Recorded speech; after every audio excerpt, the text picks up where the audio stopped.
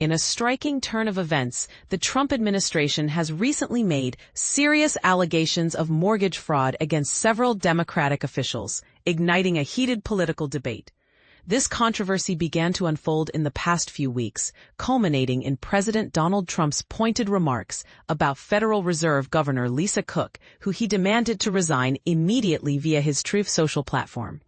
This demand came on the heels of a letter from William Pulte, the director of the Federal Housing Finance Agency, which accused Cook of falsifying bank documents and property records to secure more favorable loan terms, potentially constituting mortgage fraud. Specifically, Pulte claimed that Cook misrepresented her residency status for properties located in Ann Arbor, Michigan, and Atlanta. This latest allegation is part of a broader pattern of scrutiny directed at prominent Democrats, including Senator Adam Schiff from California and New York Attorney General Letitia James. Schiff, known for his pivotal role in Trump's impeachment proceedings, and James, who successfully sued Trump for allegedly misrepresenting his wealth to obtain advantageous financial deals, have both faced similar accusations. In fact, a judge ruled in favor of James, awarding her office over $300 million, a figure that has since increased to more than $500 million due to accruing interest. Trump has vehemently dismissed this case as a fraud on me and is currently appealing the judgment. In a recent development, NBC News reported that Attorney General Pam Bondi appointed Ed Martin, a conservative activist and former interim U.S. attorney for Washington, D.C., as a special attorney to investigate the mortgage fraud claims against Schiff and James.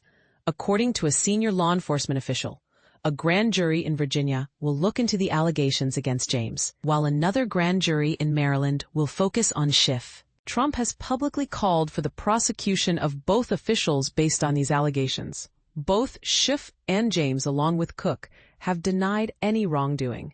When asked for comments, the White House directed inquiries to the Federal Housing Finance Agency, which opted not to provide any statements.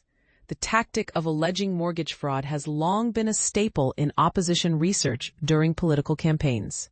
A seasoned Republican campaign strategist noted that one of the first steps for opposition researchers is to investigate any discrepancies in candidates' declared primary residences, especially for those who split their time between their home states and Washington, D.C.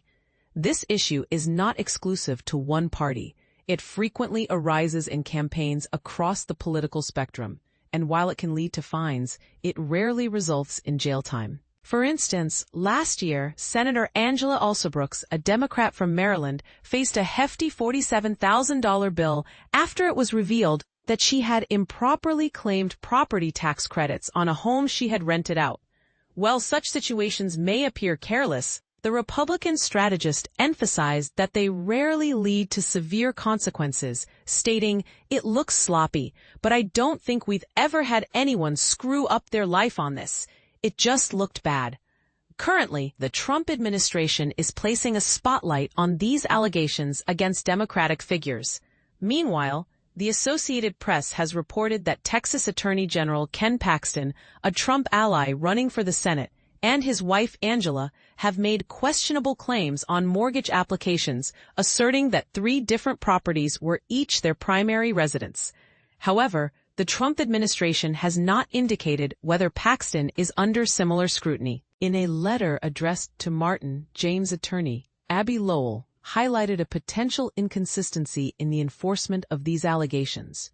He pointed out that while James and Schiff are being investigated, there seems to be no action taken against Paxton, despite reports suggesting he has claimed multiple properties as his primary residence. Lowell suggested that the title of Martin's role should be rephrased to reflect the apparent bias. Special Assistant for Mortgage Fraud, alleged against Democrats adverse to President Trump.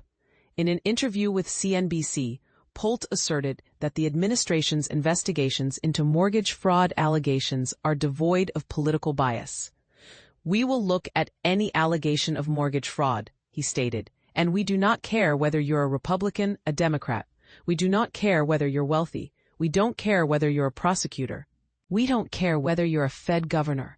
If you commit mortgage fraud and you present an existential threat to the federal home loan banks, Fannie or Freddie, we are going to prosecute it, period." Cook, who made history as the first black woman to serve on the Federal Reserve's Board of Governors, responded to the allegations by stating that she learned about Pult's criminal referral through news reports. She emphasized that the mortgage application in question was from 4 years ago, prior to her appointment to the Federal Reserve. "I have no intention of being bullied to step down from my position because of some questions raised in a tweet," she declared.